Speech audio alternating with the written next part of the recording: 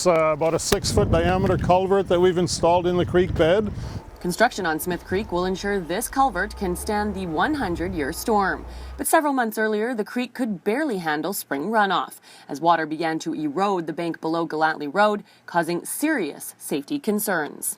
It took us by surprise in some way, and when we saw the damages that had occurred and the potential for damages, to the sewer line, to the houses, to the road, we acted immediately.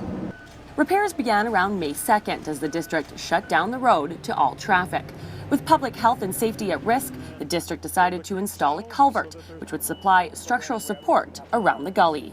You can see there's houses fairly close. It's never been an imminent danger, but had the creek, if it had kept on doing what it was doing, undermining that toe of slope, ultimately even those houses could have been in danger.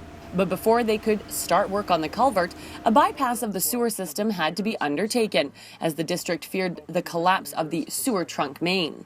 There was the thought that if the slope was to fail any more than it did, it could rupture that sewer line, which would have resulted in raw sewage getting into the creek, ultimately into the lake. There have been several concerns by neighbors, from the detour around Gellatly to the environmental impact. We haven't backfilled this section. We're trying to stay away from disturbing the birds as best we can. Birds that have burrowed into the hillside to birds that have nested in trees that had to be cut down during repairs.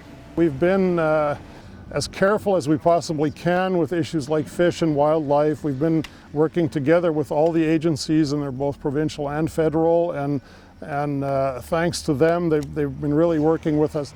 The district did have money in the budget for emergencies, and the $1 million price tag on repairs will be assisted by the province. However, before West Kelowna was caught off guard by the erosion, plans were in place to revitalize Gellatly. The design drawings are at about a 50% completion stage right now, and we're hoping to go to the public with those in, I'm going to say, July, August, somewhere around there.